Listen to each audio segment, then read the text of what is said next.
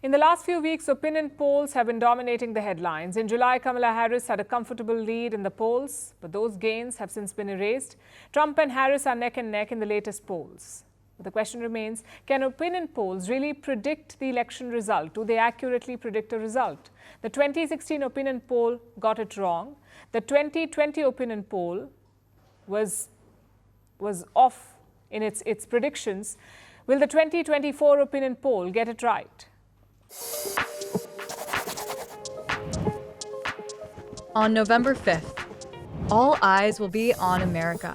The country will head to the ballot box, and they have a choice to make: Kamala Harris versus Donald Trump. Who will the United States choose?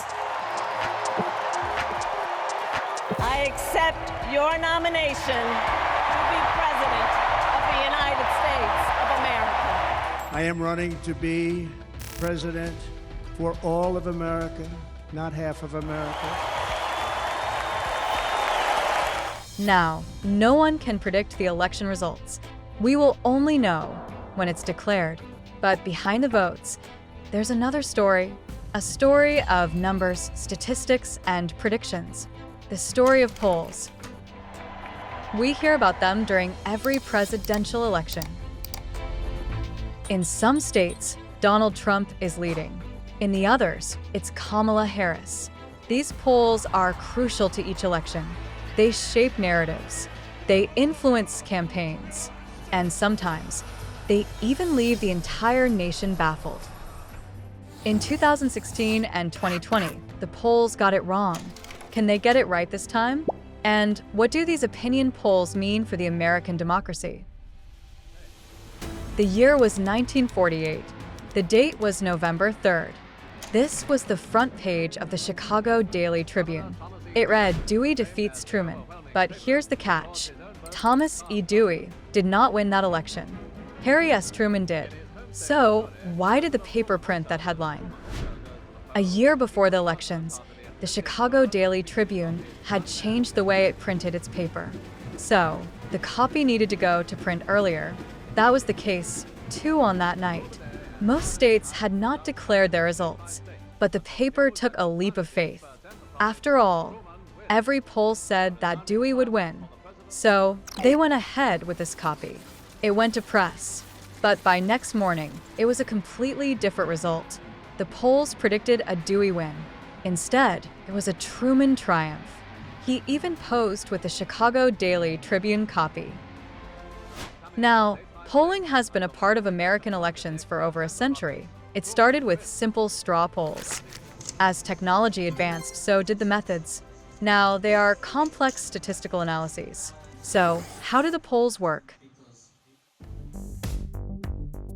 It's all about three things: data, sampling, and the art of asking the right questions.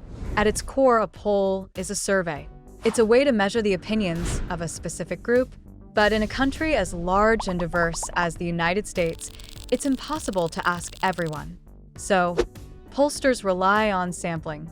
Age, gender, race, location. These are all factors that are considered before building a sample.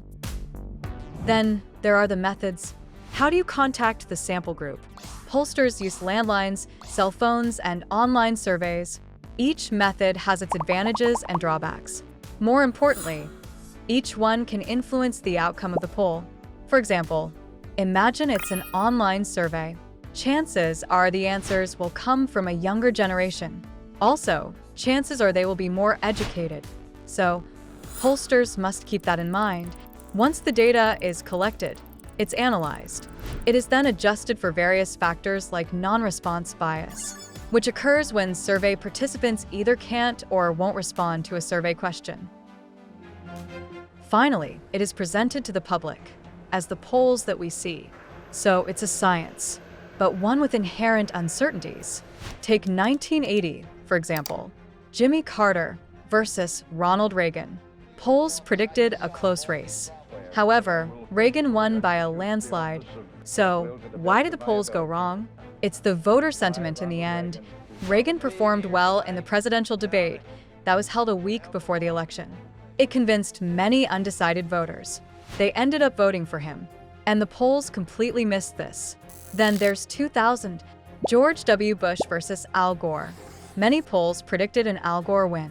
Now, while Gore did win the popular vote, the outcome depended on the Electoral College. Polls underestimated that. It did not take into consideration the razor-thin margins in key states. So it was a blot on the reputation of polls. But 2016 really changed the game. It's when America woke up to how wrong these polls could be. Polls predicted an overwhelming victory for Hillary Clinton. Yet on election night, Donald Trump emerged as the 45th president of the United States. So what went wrong? Well, there are several factors at play. The first was the underestimation of Trump's support in key battleground states. Pollsters missed crucial pockets of voters. That's the rural, white working class. They turned out in larger numbers than expected. The second was education levels.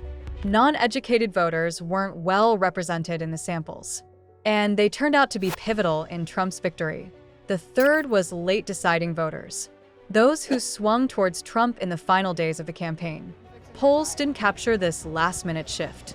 But here was the biggest issue: the failure to account for this shy Trump voter. These voters supported Trump, but were reluctant to declare it. Hillary may have lost the election, but the biggest loser of 2016 were the pollsters. So 4 years later, the polling industry vowed to learn from its mistakes.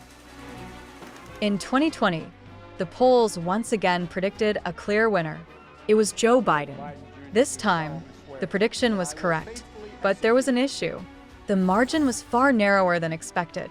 Despite making adjustments, pollsters underestimated Trump's support again. The problems were the same as 2016. So, what will it be in 2024? Pollsters are now looking at new technologies: AI, big data, and social media analytics. They want to use it to improve accuracy. But will it be enough? Will pollsters get it right this time? Or will they be wrong for the third time? Whatever the answer is, one thing is clear: polls will remain a critical part of the presidential elections, but they are not infallible. And in the end, it's the people, not the polls, who ultimately decide who will be in the White House.